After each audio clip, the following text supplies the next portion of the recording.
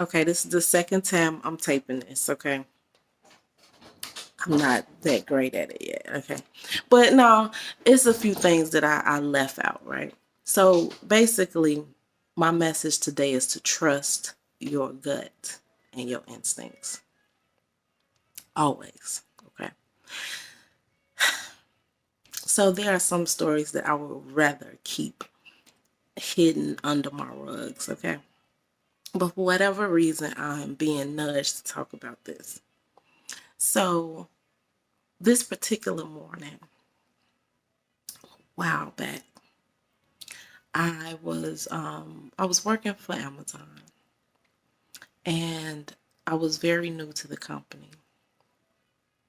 This particular morning, we was having like a really terrible, like this was the beginning of a really terrible winter. And I worked an hour or so away. And with the winter, it was making it like an hour and a half commute. Okay. So I get up in the middle of the morning and my gut is like, oh, we don't like it here. We don't want to do this anymore. Like, but at the time, I'm in a situation where I don't have no room to quit. Can't quit.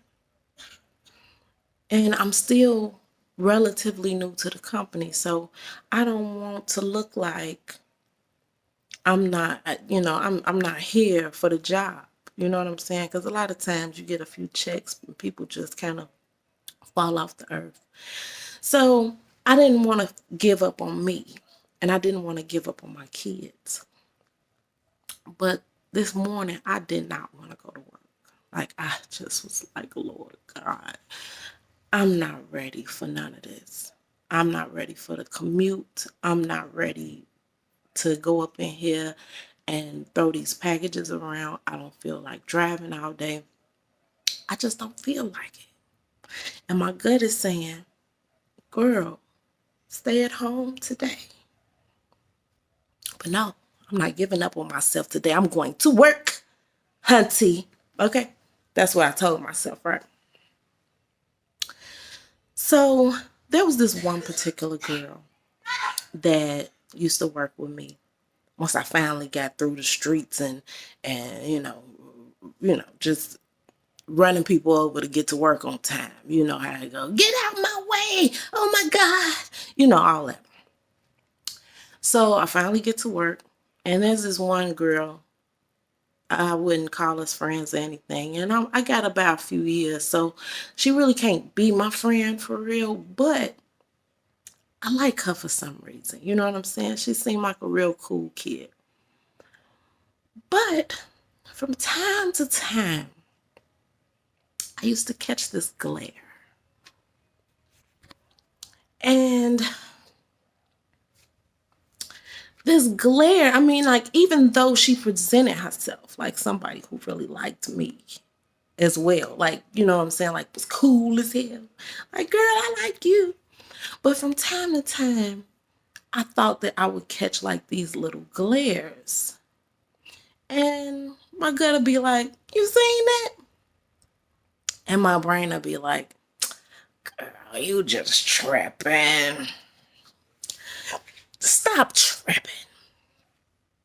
So, anyway, from time to time, they had paired us up. And out of all of the people that they kept pairing me with, she was a good person to work with because we used to get it done. Okay.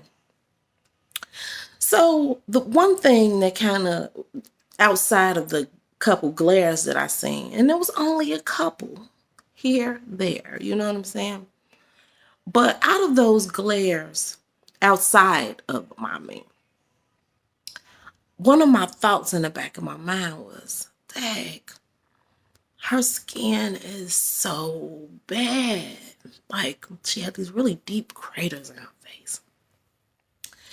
And, like, it wasn't like, oh, girl, because everybody got some flaws or whatever, right? But it was like one of those little triggering thoughts, like, hmm, And in my mind, because of, okay, let me give you a pass right quick. Throughout my life, I've had a lot of people come through my life that have been on some type of drug, whether it was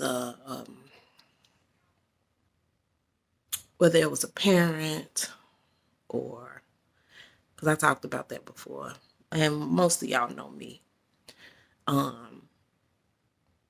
or whether it was just a family member in general, or just a person in passing, co-workers. I've had, I worked with a company where a lot of my co-workers used to get funneled through certain, like a halfway house to get themselves clean or what have you. So regardless of what, God throughout my life has sent plenty of people past my path that was on different forms of drugs. And every time I encountered one, I will make it my business to be very observant about their mannerisms, because I wanted to be able to spot those things in the future without somebody having to tell me, without something coming up missing, or things that happen while being around people who do certain things. Now, not everybody is just you know gonna rob you and take everything just because they doing drugs. I'm not saying that, but that was one of my things. I wanted to know beforehand. I didn't want to walk all the way through life or whatever the situation was without being able to spot it. So back to the thing, right? So I had met a couple people in my life previously that, I'm sorry to say, they were white. And I noticed the same type of craters. And those people, I learned after a while that they were doing meth. Okay. So I was like, oh, that's one of the telltale signs of meth, huh? But because this girl was black, and that's not really one of our things, I kind of like blew past it, right? I'll get to that later. So this particular day that I didn't want to go to work, I get paired with her again, and I'm cool with it because, like I said, we work well together.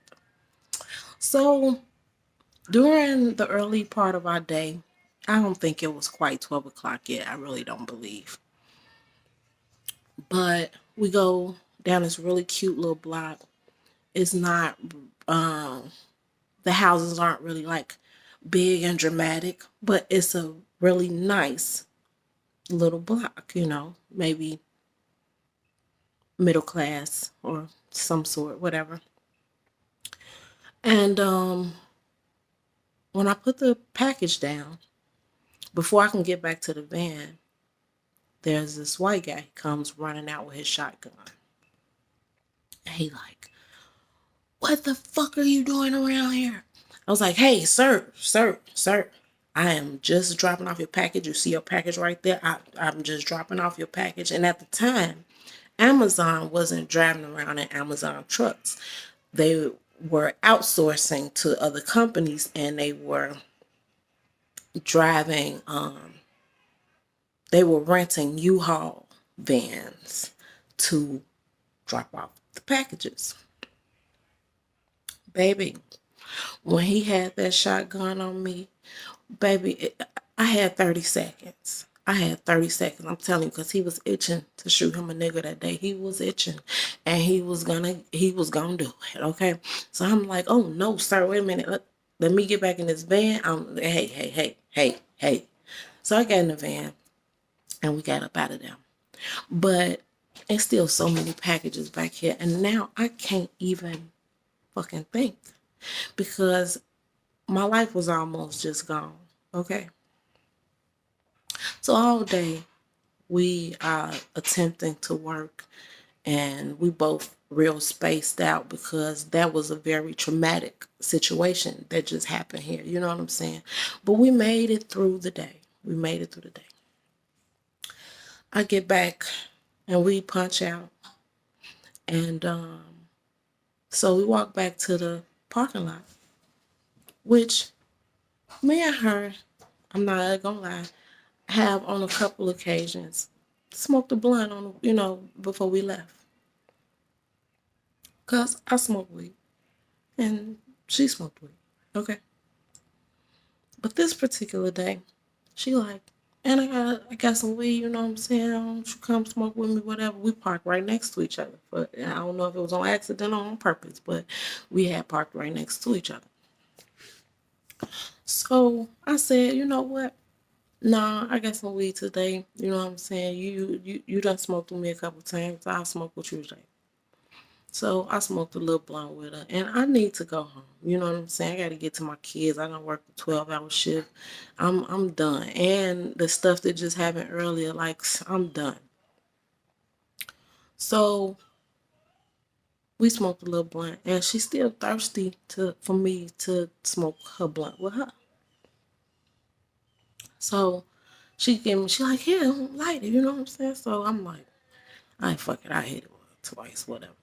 So I take 2 pulls and I'm like, look, girl, I'm out. I'll give it back to her. I'm like, man, I got to get home to my kids. I'm gone. Before I can get back to the expressway, I am passing out. I mean, I'm driving, I'm passing out. I'm praying like, God, please, God, please get me home. Lord God, please get me home. Just get me back to the kids, okay? I pull over, sit there for a minute. I'm trying to shake it off, trying to get myself together. Slap myself, put a little snow on my face, okay? I did this a few times before I even got to the expressway. So now, because I don't know my way home on the street, and it's going to take probably twice as long to get home if I go on the street. I'm like, I got to get on this expressway, and I'm scared as hell. I'm so scared because I'm passing out. You know what I'm saying? This girl done laced me. I've been smoking weed all my life damn near, and I ain't never felt like this before. When I tell you that day I cried all the way home, I said, God, please just let me get back to my children. If something is about to happen to me, if I'm gonna die first, just let me get back in front of the house first. Well, that was my last day at Amazon there, I never went back. However, my gut had told me that morning,